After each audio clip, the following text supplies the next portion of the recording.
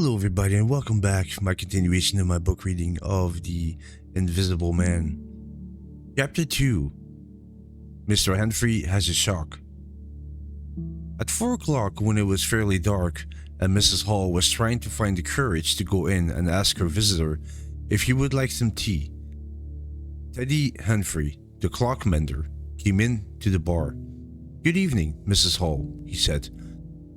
"This is terrible snowy weather for him, for them thin boots."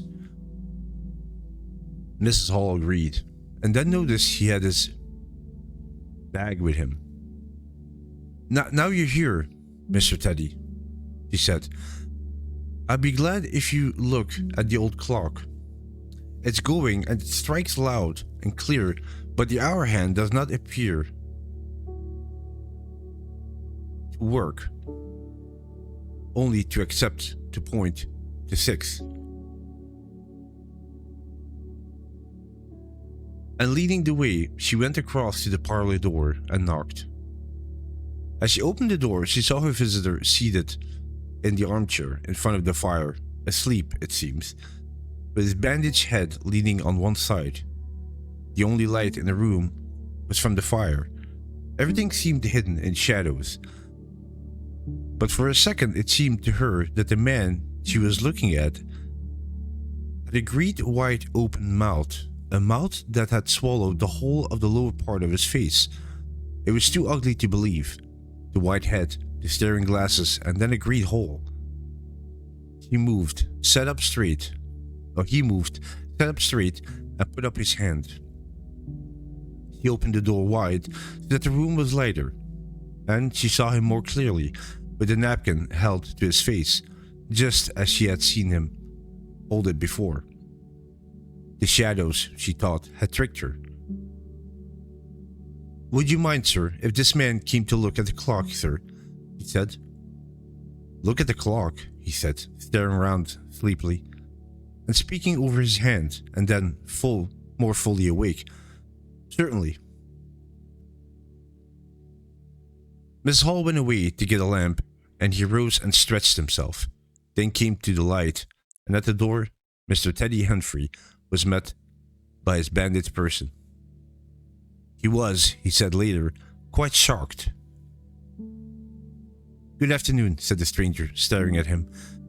As Mr. Henfrey said, "Like a fish."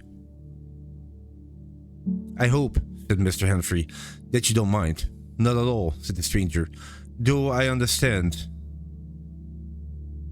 he said, turning to Mrs. Hall, "that this room was to be mine, for my own use." "I thought, sir," said Mrs. Hall, "you liked the clock." "Certainly," said the stranger, "certainly. But at other times I would like to be left alone." He turned around with his back to the fireplace and put his hands behind his back. As soon he said, "When the clock is mended, I think I should like to have some tea, but not until then." Miss Hall was about to leave the room. She did not try to talk this time. When her visitor asked her if she had done anything about his boxes at Bramblehurst, she told him that the carrier could bring them over the next day. "You are certain that this is the earliest?" he asked. She was quite sure. "I should explain," he added, "but I was really too cold and tired to do so before that. I am a scientist."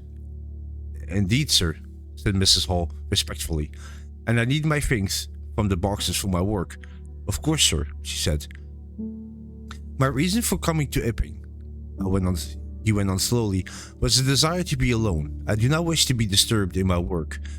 Besides my work, an accident, I thought so," said Mrs. Hall to herself, "makes it necessary for me to be quiet. My eyes are sometimes so weak and painful that I have to shut myself in the dark for several hours and lock myself in. Sometimes, now and then. Not at present, certainly, as such things, the least thing, even a stranger coming into the room, gives me great pain. It's important that this should be understood." "Certainly, sir," said Mrs. Hall, "and if I may ask, that, I think, is all," said the stranger quietly. Mrs. Hall said no more. After Mrs. Hall had left the room, he remained standing in front of the fire and watched the clock being mended. Mr. Henfrey worked with the lamp close to him, and the green shade threw a bright light onto his hands and onto the frame and the wheels, and left the rest of the room in shadows.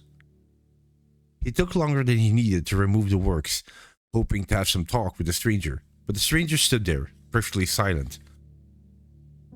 And still. So still that it frightened Henfrey.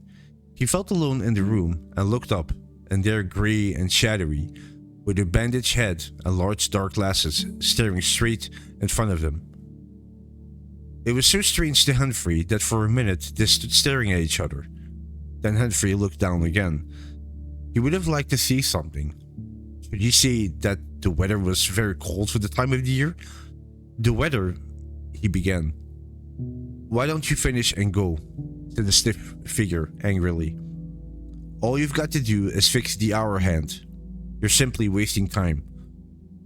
Certainly, sir. 1 minute more. I forgot. And Mr. Henfrey finished and left the room.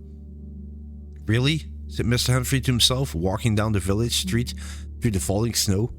A man must mend a clock sometimes, surely. And then, can the man look at you? And yet again, it seemed he can't.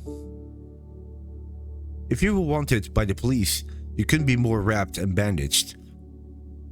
At the street corner, he saw Hall, who had recently married the lady of the inn. Hello, Teddy, said Hall as he passed. You've got a strange visitor, said Teddy. Hall stopped. What did you say? A strange man is staying at the inn, said Teddy, and he described Mrs. Hall's guest.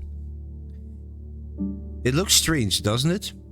I like to see a man's face if I had him staying in my house, but women are so foolish with strangers. He's taken your rooms, and he hasn't even given a name. Is that so? Said Hall, rather stupidly. Yes, said Teddy, and he's got a lot of boxes coming tomorrow. So he says. Teddy walked on, easier in his mind.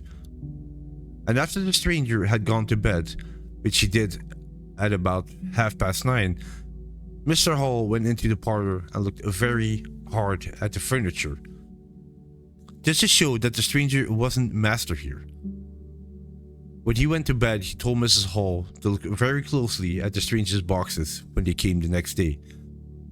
You mind your own business, Hall, said Mrs. Hall, and I'll mind mine. But in the middle of the night, she woke up dreaming of great white heads that came after her, at the end of long necks and with big black eyes. But being a sensible woman, she turned over and went back to sleep. And that was the end of chapter 2, Mr. Henfrey Has a Shock. Thank you so much for listening. Hope you enjoyed it. And hope I will see you in the next one as well. Take care. Bye-bye.